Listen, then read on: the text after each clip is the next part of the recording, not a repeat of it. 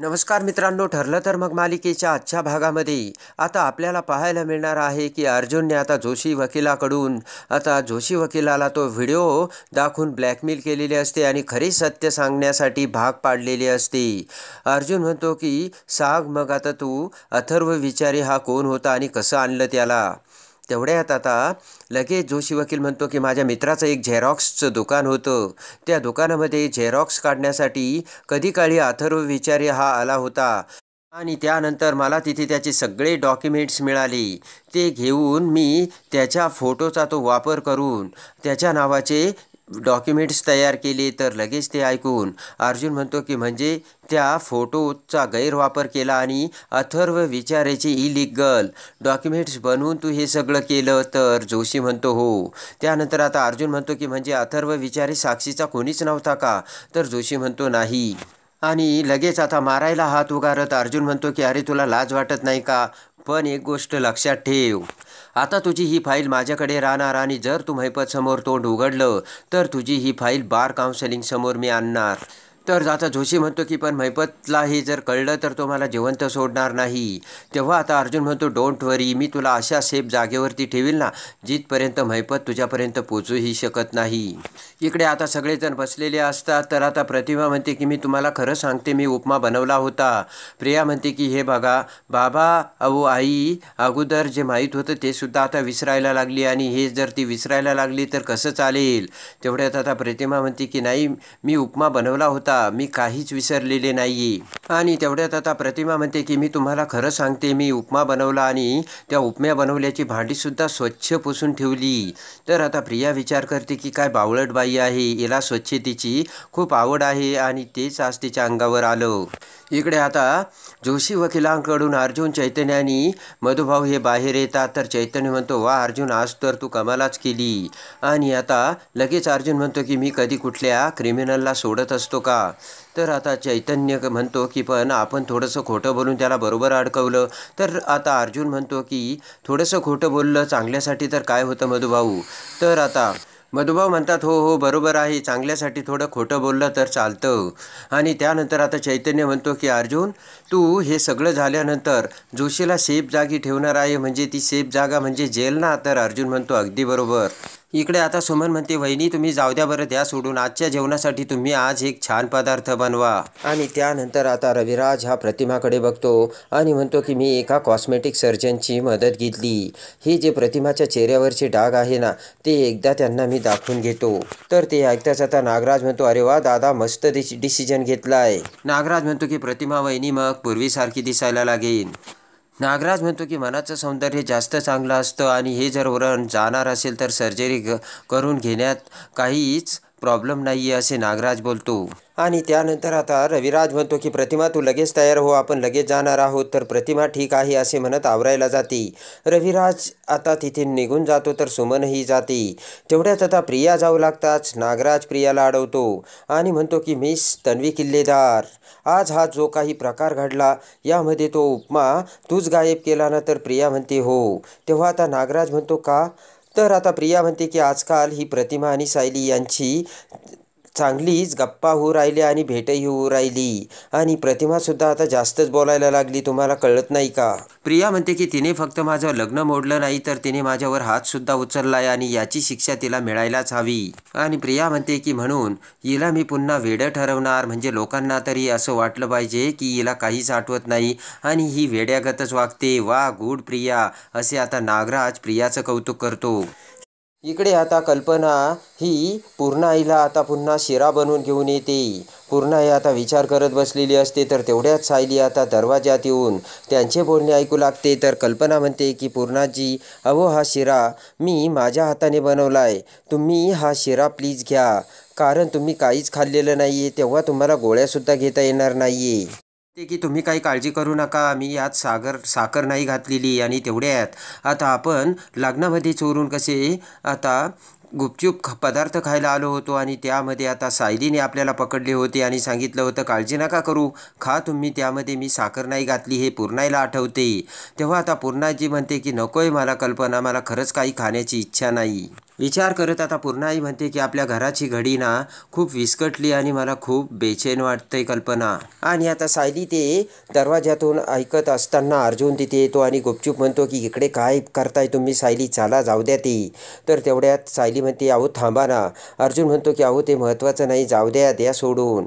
आणि अर्जुन आता सायलीला घेऊन बेडरूममध्ये येतो आणि तेवढ्यात आता अर्जुन म्हणतो की मी जे न्यूज आणली ना ती खूप महत्त्वाची आहे. सायली म्हणते की सगळं काही तुमचंच महत्त्वाचं असतं का हो, मी तिथे खाली का थांबले, तुम्हाला कळलं नाही का, विचार नाही केला का. तर अर्जुन म्हणतो पूर्णाजी ओरडले असतील, मला जाऊ द्या. तर आता सायली ही अर्जुनकडे बघू लागते. सायली म्हणते की माझ्यासाठी काही वेगळं महत्त्वाचं असतं हे तुम्हाला कळत नाही का. आणि सायली तेथून निघून जाते. आणि पुन्हा आता सायली ही पूर्णाईजीच्या बेडरूमच्या दरवाज्यात येऊन ते बघू लागते. तर कल्पना प्रेमाने आता पूर्णाईला शिऱ्याचा घास भरवते आणि कल्पना तो घास भरवत असताना सायली बघते आणि सायलीला खूप समाधान मिळते.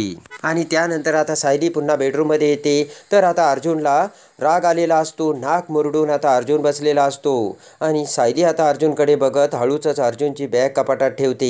तिरप्या नजरेने सायलीकडे बघत अर्जुन पुन्हा नाक मुरडतो आणि मानही वळवतो. आणि पुन्हा आता अर्जुनचे जर्किंग आता सायली कपाटात ठेवते. आणि त्यानंतर आता लगेच सायली म्हणते की तुम्ही जेवण करणार आहात का, मी तुमच्यासाठी कॉफी आणू. अर्जुन आता सायलीकडे बघतो. सायली म्हणते की अहो त्याचं काय आहे ना.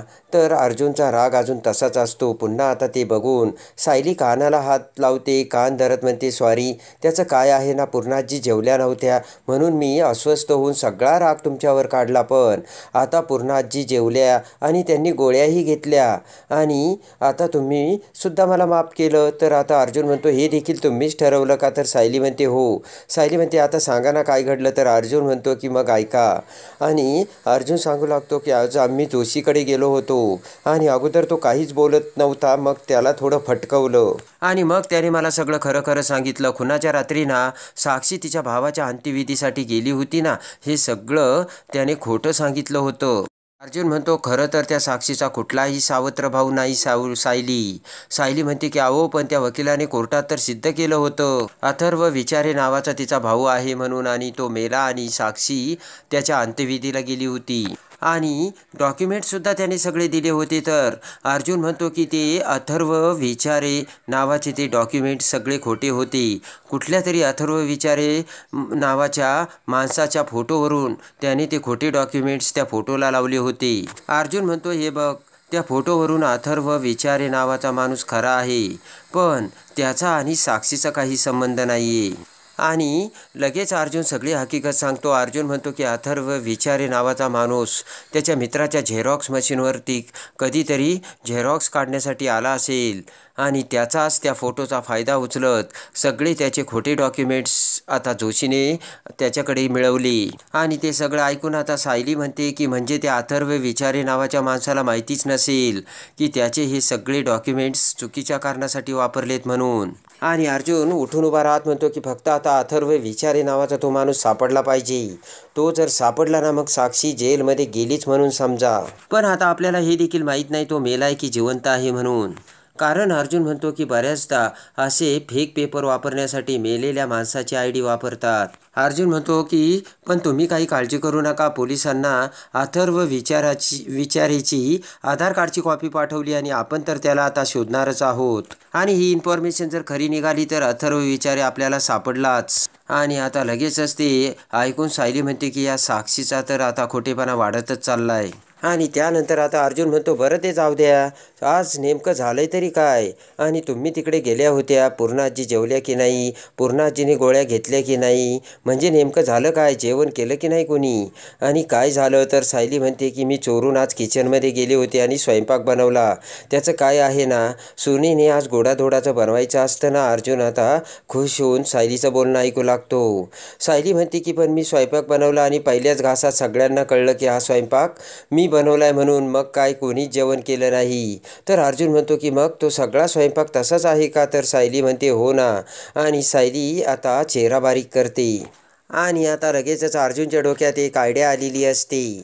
इकडे आता जोशीला घाम फुटलेला असतो आणि ऑफिसमध्ये तसाच घाम पुसत असताना जोशी वकिलाला तेवढ्यात आता महिपतचा कॉल येतो आणि तो कॉल बघून जोशी खूप घाबरतो. तर आता इकडे महिपत म्हणतो, अरे जोश्या उचलणारे फोन कुठे गाडलाय काय माहिती. तर तो फोन बघून आता जोशी अजूनच घाबरतो. डोक्याचा घाम पुसत जोशी पुन्हा मोबाईल तसाच ठेवून देतो आणि इकडे पुन्हा महिपत विचार करतो की त्या मधुकर पाटलांनी जर पोलीस स्टेशनमध्ये जाऊन सही केली नसेल तर त्याला आतमध्येच टाकला पाहिजे. पण अजून या जोशाचा फोन कसा नाही आला.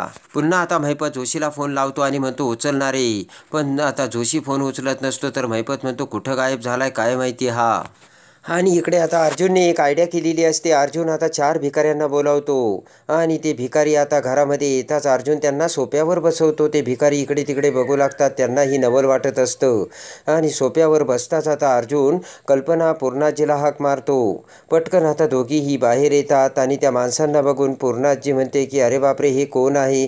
कल्पनाला सुद्धा कळत नसतं. तर अर्जुन आता सायलीने बनवलेला तो सगळा स्वयंपाक त्या भिकारीला देणार असतो आणि त्यासाठी तो स्वयंपाक पॅक करू लागतो. आणि आता कल्पना म्हणते की अर्जुन, हे सगळं काय आहे रे. तर अर्जुन म्हणतो की तुला माहीत नाही का मम्मा, आज पूर्णाजी अन्नदान करणार आहे.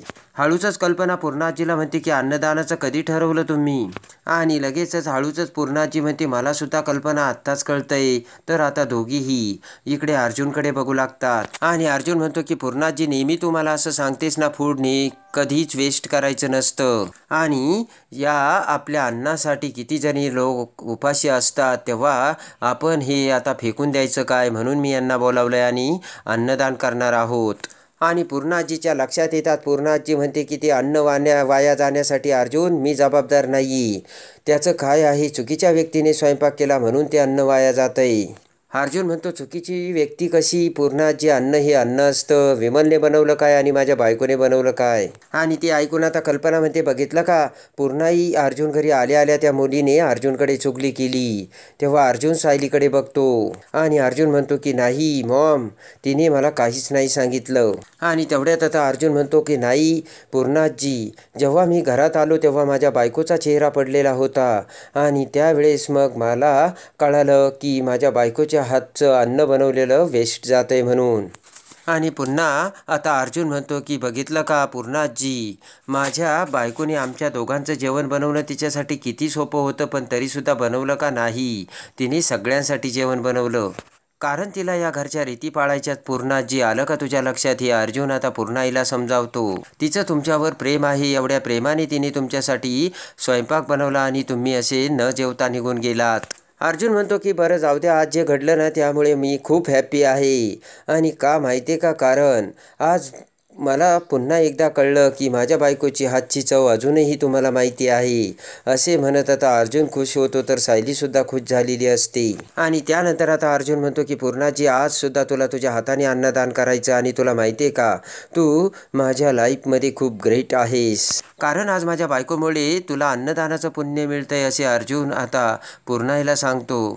आणि अर्जुन आता ते सगळं अन्न पूर्णाईकडे देतो. तर मोठ्या प्रेमाने पूर्णाई ते सगळं अन्न त्या भिकाऱ्यांना अन्नदान म्हणून करते. तर सगळेजण आशीर्वाद देऊन तेथून निघून जातात.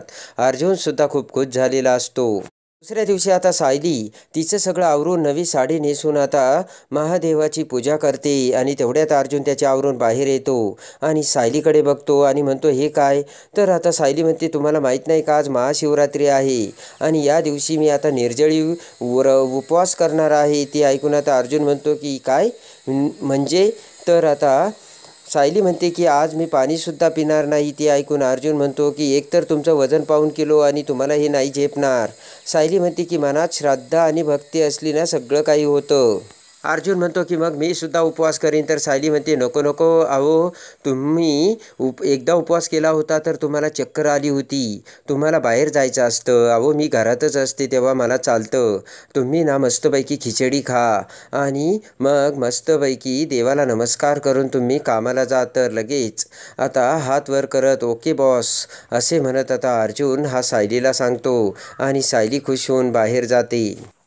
इकडे आता सायली किचनमध्ये येते. तर कल्पना आता इकडे पूर्णाजीला सांगत असते की पूर्णाजी, दरवर्षी आपण छोटी पूजा करतो पण या वर्षी मोठी पूजा आहे ना, तेव्हा मी सगळं सामान आणलंय आणि सगळ्या लोकांना देखील बोलावलंय.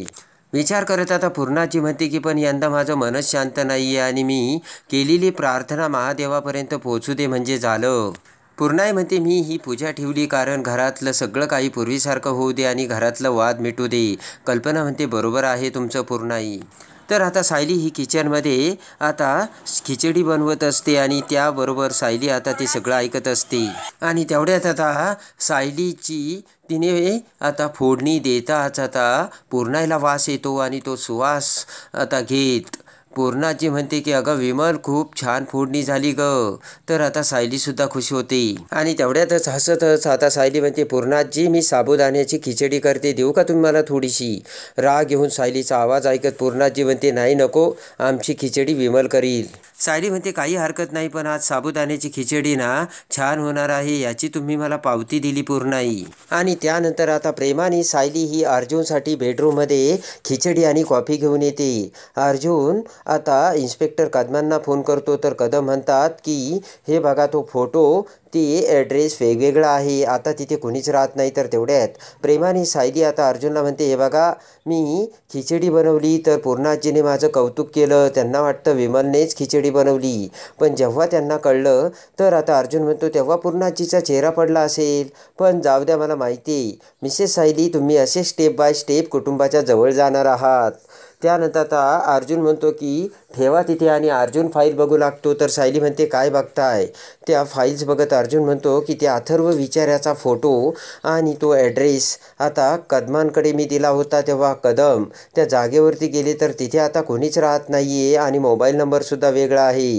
तर आता विचार करत अर्जुन म्हणतो फोटो वेगळा ॲड्रेस वेगळा आणि मोबाईल नंबरही वेगळा. आणि त्यानंतर आता सायली म्हणते की मग कसं शोधायचं. तर ती फाईल उघडत अर्जुन आता तो अथर्व विचाराचा फोटो बाहेर काढतो. त्या फोटोकडे बघत अर्जुन म्हणतो की हा चेहरा आधार कार्डवरून घेतला आहे. हा फोटो आधार कार्डवरून घेतला जरी असला तरी आधार कार्डवर इन्फॉर्मेशन मात्र वेगळे आहे आणि याच आधाराचा वापर करून साक्षीने कोर्टात खोटा भाव उभा केला. ते ऐकून आता सायली म्हणते की पण या फोटोच्या आधारे कसं शोधायचं हे सगळं हे तर खूप अवघड दिसतं आणि कठीण दिसतं. तेवढ्यात आता अर्जुन म्हणतो की हे जरी कठीण असलं तरी अशक्य नाही आहे मिसेस सायली. आणि अर्जुन म्हणतो आता मला एवढं कळलं याच चेहऱ्याचा अथर्व विचारे फोटो काढण्यासाठी त्या झेरॉक्सच्या दुकानात गेला होता. आणि आता अर्जुन म्हणतो हा माणूस जिवंत आहे किंवा नाही हे कळण्यासाठी मला 1% जरी चान्स मिळाला ना तरी तो मी सोडणार नाही.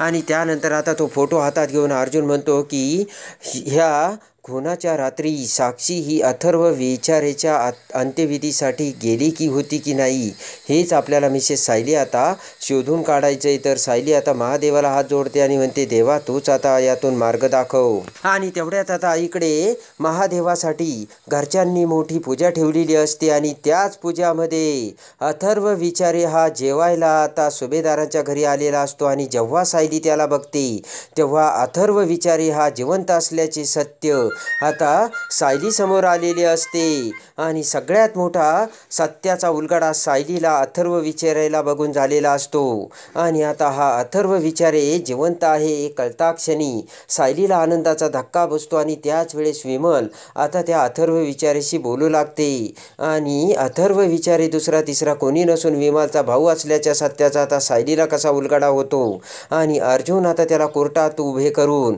साक्षीला कसे जेलमध्ये पाठवतो हे बघण्यासाठी आणि ठरलं तर मग मालिकेच्या डेली अपडेटसाठी बेल नोटिफिकेशनवर क्लिक करून आपल्या चॅनलला लाईक करा सबस्क्राईब करा.